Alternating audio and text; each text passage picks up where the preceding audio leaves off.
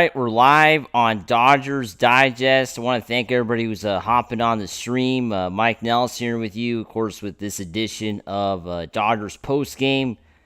Going to be talking about the Dodgers' first loss of the 2025 season. That's right, this team finally lost the game. It's pretty crazy after the historic start that they had, breaking an LA Dodger record, basically having the best start in LA Dodger history. It was a pretty incredible start for them this past week, right? Going 8-0 to kick off the 2025 season. But today, that record or, that run has come to an end with them, of course, dropping the first game of the season, losing 3-2 tonight against the Philadelphia Phillies. But I mean, come on, look at that record that you see under, the Philadelphia Philly name, right? I mean, this team was 5-1 going into tonight's game, and of course improved to 6-1. So this team, was one of the best teams in baseball for sure, and they still are one of the best teams in baseball. I talked about it this past week with Brad, how this series against the Phillies could potentially be the NLCS preview. And I think we saw that tonight with both teams for sure, because both teams had, very good pitching, right? I think that was the name of the game tonight. It was a pitching duel. The game was done so quick.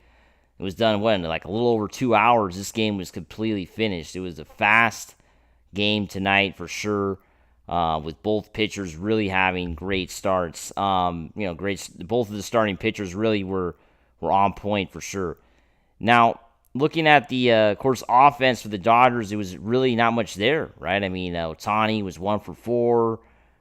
Betts, had a rough day as well. Reaching on a walk, but really everybody really struggled. Tommy Edman was the one player that had the big moment, right? Hitting the 2-run shot that kind of gave the Dodgers a little bit of hope to try to come back in this game. But there just wasn't enough there offensively from top to bottom, and not having Freddie Freeman they really missed him tonight. Kike Hernandez having to play first again. Freddie Freeman going on the IL, going to be out at least 10 days until probably late next week.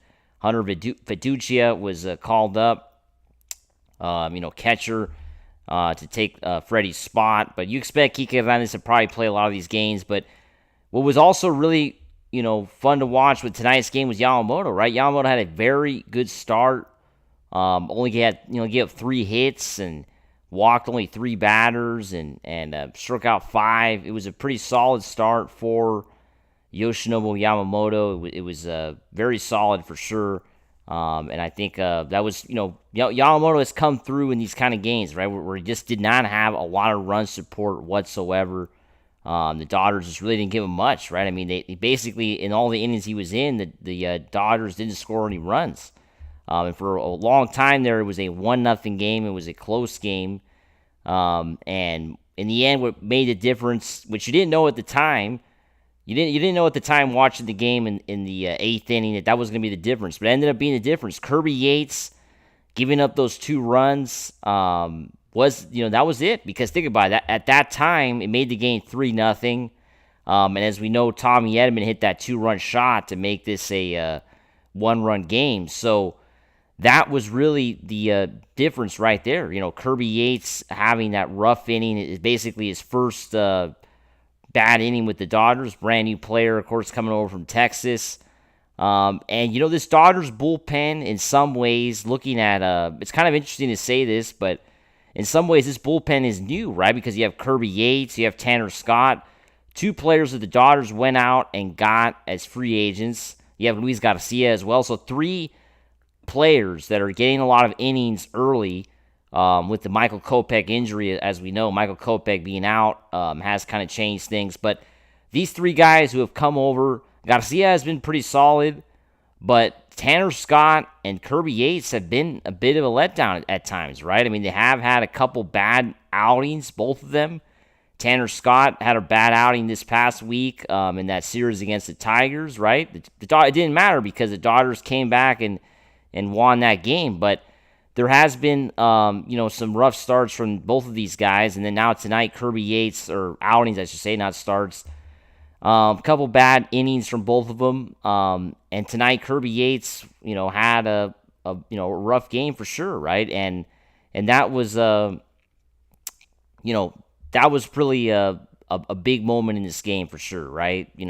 Kirby Yates not holding it down, because if he would have held it down there in the eighth inning, this game would have stayed a one-run game, right? It would have stayed a one-run game, and the Dodgers could have potentially had a better shot to come back and, win this game and all that. What's unfortunate, what I was thinking of before doing this show was, the Dodgers didn't get a chance to break the Brooklyn Dodgers record, right?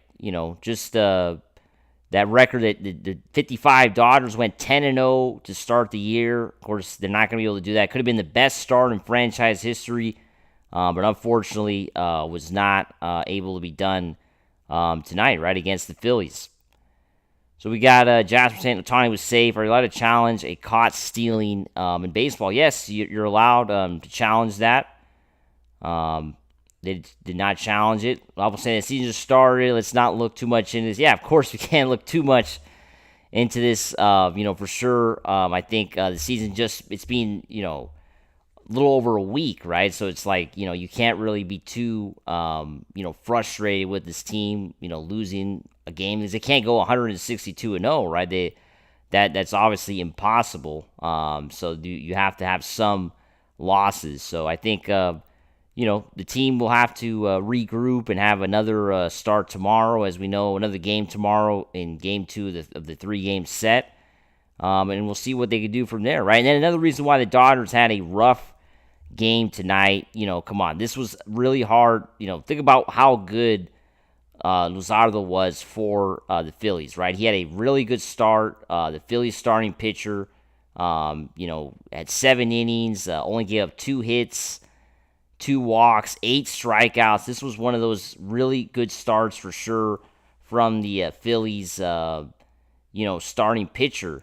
And I think that was really, really important, right? It was super important how, he was able to hold down one of the best lineups in baseball, right? I think that in the end was really super, super important, right? It was an important, factor for sure in this game, that Luzardo, really played well, right? He really had a good start for sure.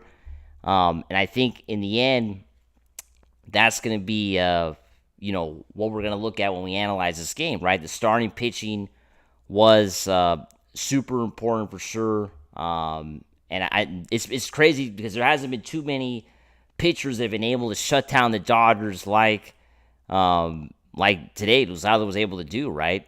It was kind of strange to say that, right? Because there hasn't been too many pitchers that have been able, facing the best lineup in baseball, getting 8 strikeouts, only giving up 2 hits. The Dodgers only had 2 hits through 7 innings, right? I mean, that's pretty incredible to say that, right? Only 2 hits, and it was a great start for sure.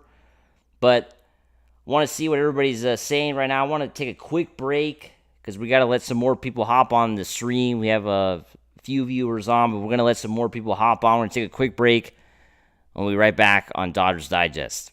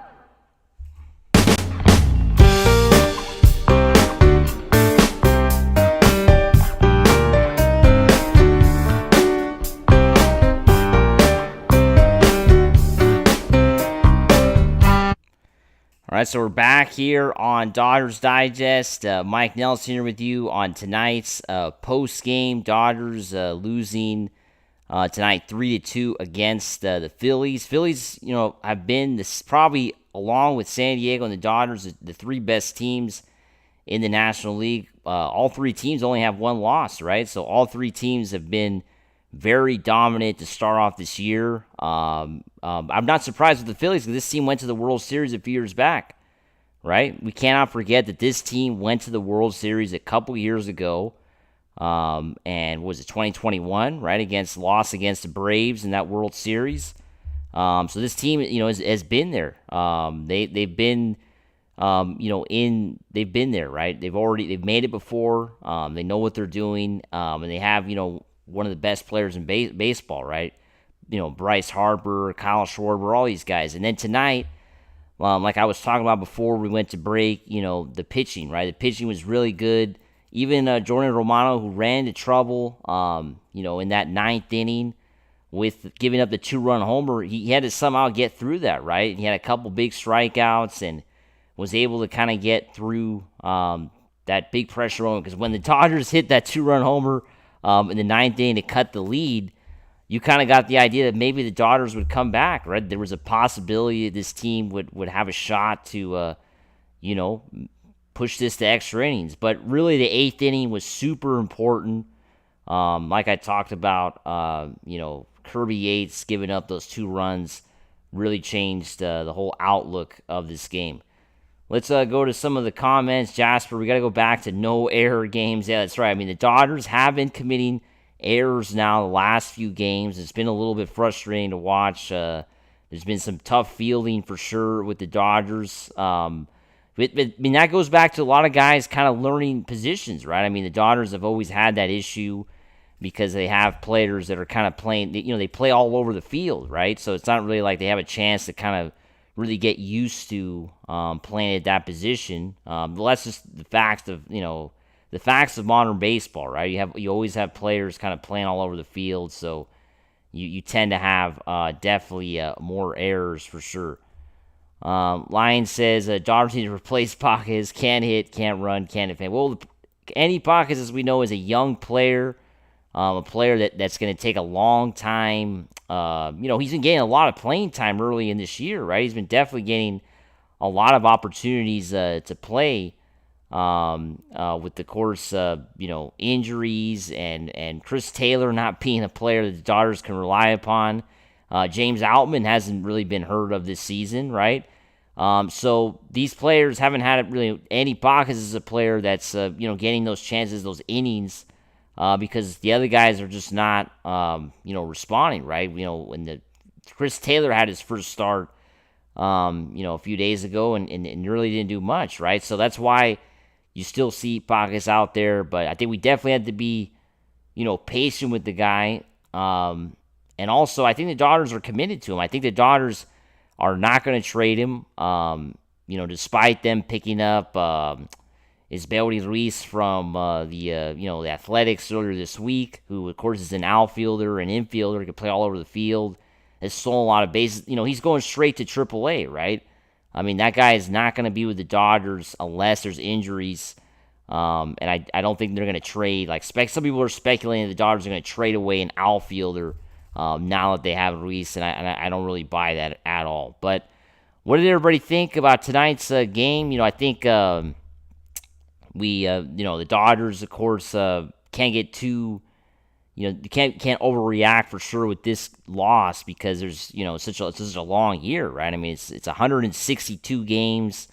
I think there's still a lot to look forward to in this year, right? I mean, the Dodgers are in first place still. 8-1. It's been a great start, a historic start, already the best start in LA Dodger history. And today they just ran into a really good pitcher. I think today you can't really. This is it. I mean, looking at this stat line, Jesus Luzardo left, held the Dodgers to 2 hits in 7 innings. That's it. I mean, that is the difference in the entire game. The Dodgers, of course, picked up 3 hits in the later innings, but the first 7 innings, there was nothing going on for the Dodgers offensively. Absolutely nothing. There was a couple walks. There wasn't really much of a rally. There was no runs. Luzardo pitched 7 innings of shutout baseball and only gave up 2 hits. Like I said, I haven't seen the last team to really do this to the Dodgers was San Diego in the NLDS, right? That's the last team to really shut down this lineup, because since that early NLDS, think about it, the NLCS, late, of course, the Dodgers come back and win that NLDS against San Diego, Game 4 or Game 5, where they put up, over 20 runs, if I'm not mistaken, in the last 2 games. And then the NLCS, they were unstoppable offensively, right? They were scoring runs left and right. The World Series came around, the same thing happened.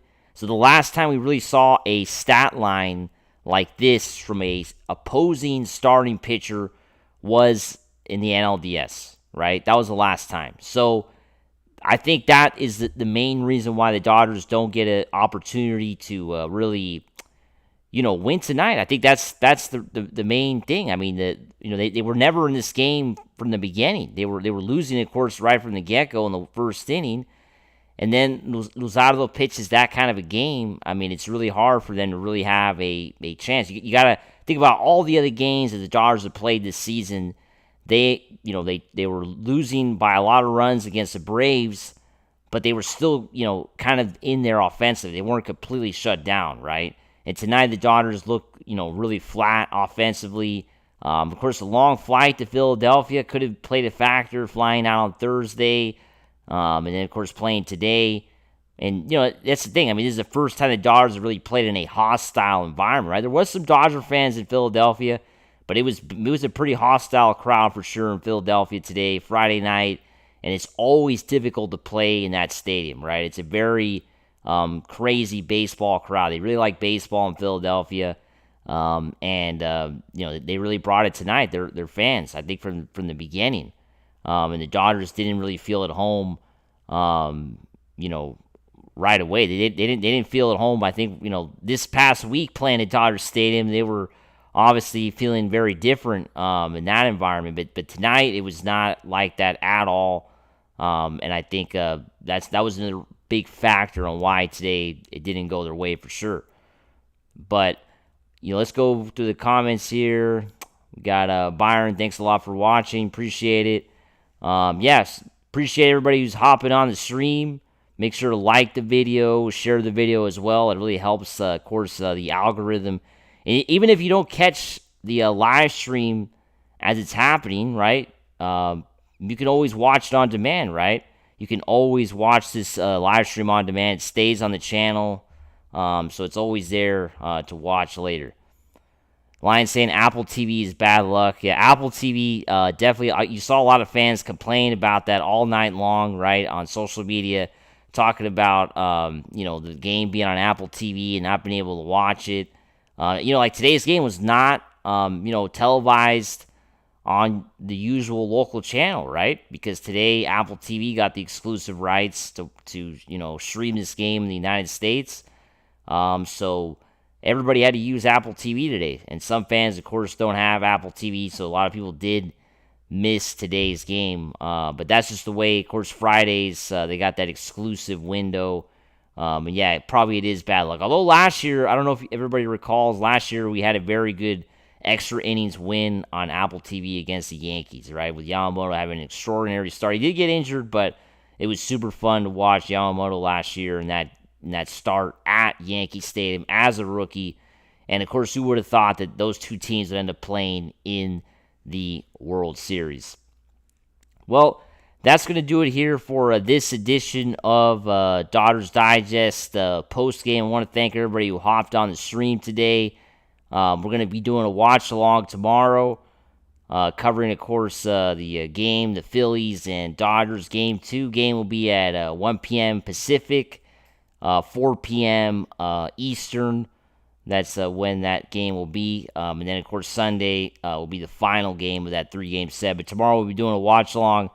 We might have Brad coming on tomorrow. And then Sunday, Brad's got your post-game talking Dodgers after that 3-game set.